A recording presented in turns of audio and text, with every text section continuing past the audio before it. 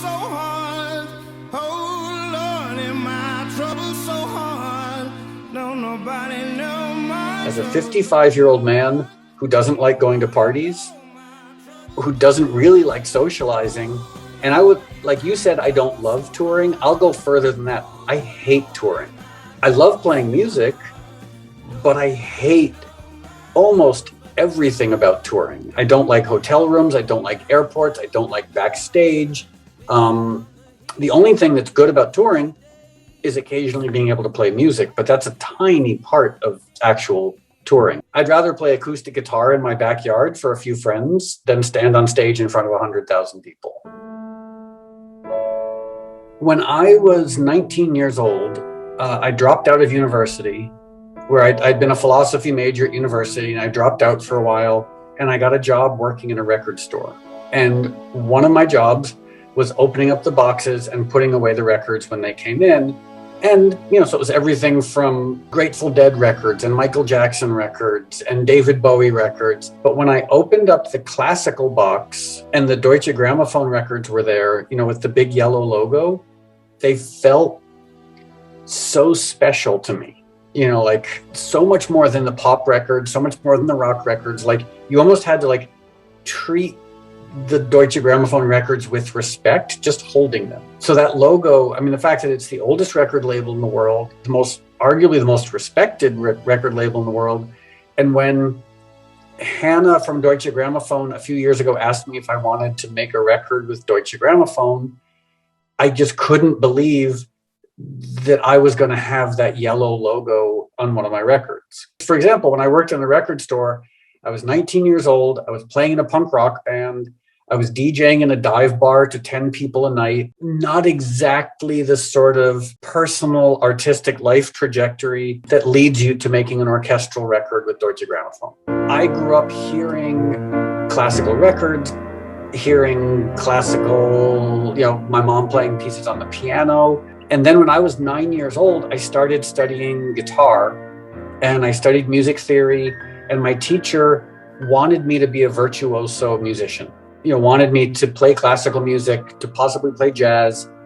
And then when I was 13 or 14, I discovered punk rock and gave up all hopes of being a virtuoso classical musician playing at Carnegie Hall, and instead started playing Clash covers in a punk rock band in my friend's basement. And to me, the function of classical music is beauty, is vulnerability, or juxtaposed with grandeur. The classical ethos, the classical sound palette, the classical utility has definitely affected the way I've always made music. My taste in classical music is very simple. I don't really want to listen to I don't like Schoenberg that much. I don't like Stockhausen that much. I don't really want to listen to experimental 12-tone serial compositions.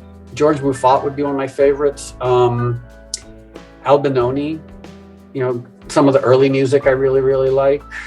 Some of the early, almost 14th century Italian trumpet music I really, really like. And then, of course, as I mentioned, the sort of Debussy, one could argue that, he is the father in some ways of modern music. There's two reasons. One, the sort of slightly selfish, almost process reason of I wanted to make a record in a way that I'd never done anything before. No electronics. Actually, I take that back.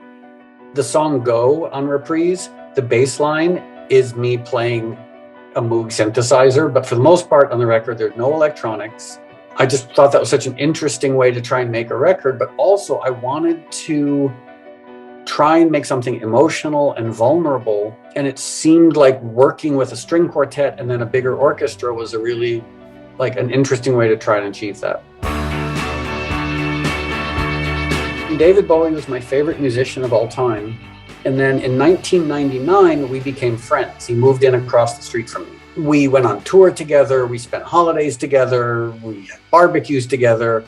And I guess it was maybe early 2001 or 2002, we were going to be playing a fundraiser for Philip Glass's charitable organization. He came over to my house to rehearse, and it was this beautiful Saturday morning, and he brought coffee, and we played an acoustic version of Heroes, and it was one of the most special moments of my entire life, sitting on a couch playing Heroes with David Bowie on acoustic guitar. And so the version that's on the album is really a tribute to that. It's a tribute to the song, but also just a tribute to that moment. You know, sitting with the greatest musician of all time, playing the greatest song ever written.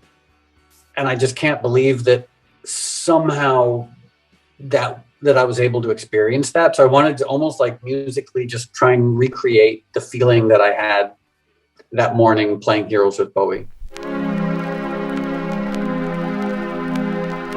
Did you ever see the movie Almost Famous by Cameron Crowe? So at the very end of the movie, William Miller, the young journalist, finally gets his interview with Russell Hammond, the guitar player for Stillwater. And William Miller asks this question. He says, "So Russell, what does music mean to you?" And Russell says, "Well, to begin with, everything." And that's the best answer I've ever heard, because in a way, I hate thinking of music as a career. I mean, I recognize it's my career. I do it in a way that, involves, commerce and profession, but that's not how I think about music. Like the goal of music is to somehow commune with the intersection between the human and the divine. Sadness or joy or, anger or happiness, like it's the intersection of that. I really, in a way, don't like the fact that there's a career aspect to it.